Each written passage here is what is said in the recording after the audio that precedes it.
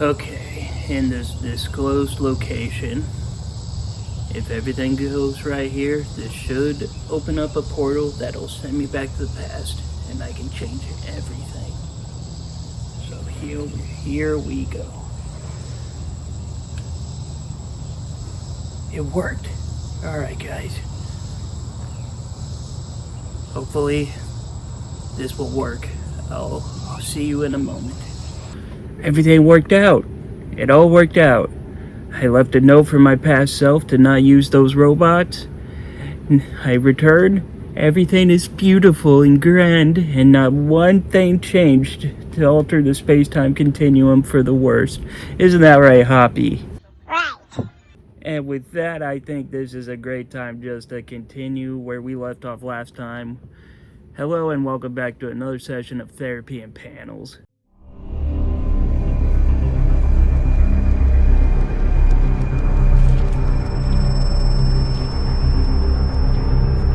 Quick little reminder for everyone who hasn't seen the last episode, we were looking at Days of Future Past, a very popular issue of the X-Men's comic book series. For a quick little recap, in the year 2013, the future is very bleak as Sentinels have taken over America, have mutants in concentration camps, and a lot of heroes are dead. This happened due to, in the past, the Brotherhood of Evil Mutants assassinated Senator Kelly, Professor Xavier, and Moira McTaggart, and as in retaliation, the government created the Sentinels. So, as a last-ditch effort, the last remaining X-Men members, Rachel Summers, using her telepathy, somehow had the ability to time travel Kitty Pryde's mind into her past self to warn everyone. And we left off with the X-Men in Washington, D.C. as the Brotherhood ambushed Senator Kelly's thing. Will the X-Men succeed in saving the future? Well, let's take a look at issue 142.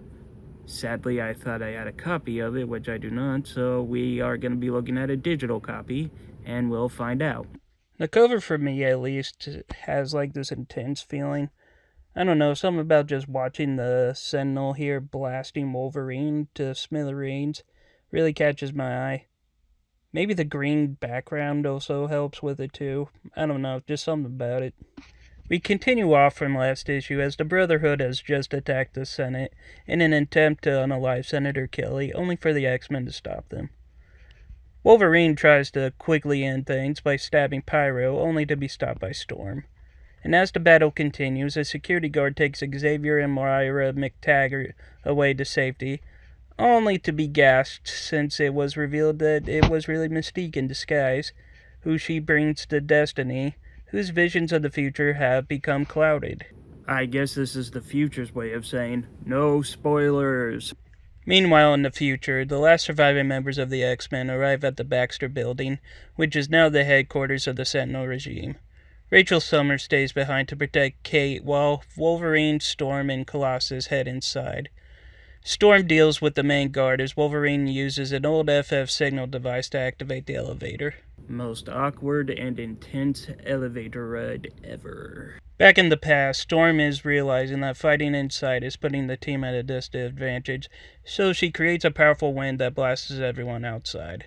The battle continues as the National Guard arrives, making things get worse as Pyro uses a flamethrower to create a giant fire monster that grabs Wolverine, only for Storm to easily take it down with a giant gust of wind. Blimey, who would have thought that wind would affect fire that badly?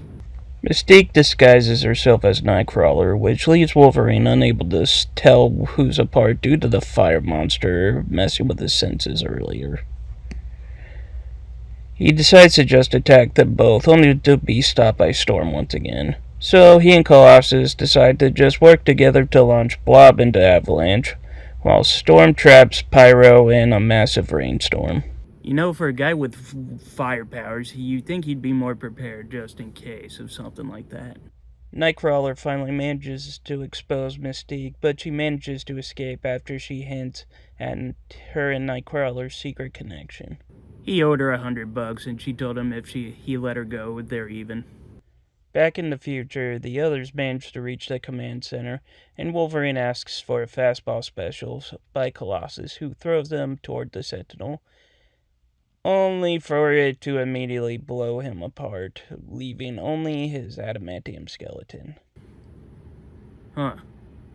That usually works. Storm destroys the Sentinel, but more arrive, and the situation becomes hopeless as Rachel listens helplessly through the communicator, hoping Kate can change history. Which, back in the past, Destiny prepares to fire the shot that will change history forever, but luckily Kate phases through her the last second, causing the shot to miss as it lands inches from Kelly's head. With history changed, Kate's mind returns to the future, leaving a young Kitty Pryde with no memory of what happened, and Destiny is arrested and the X-Men return home. The professor scans Kitty's mind but finds no evidence of her future self. When Angel asks if they really changed the future, Xavier states only time will tell. And so that was issue 142 of the Uncanny X-Men, and for my diagnosis, it was good. It is expertly crafted, being able to juggle between the two timelines with no problem of understanding everything. Not to mention the excellent character work and strong fight choreography, and the setup for future reveals giving Nightcrawler and Mystique's future connection. It's really an interesting thing. I recommend anyone finding it and reading it. And with that, that is the end of today's session. Thank you all once again for attending. If you liked the video, please be sure to leave a like, comment, and subscribe. And until next time, I am the Super Guru signing off, and for here is to a better future.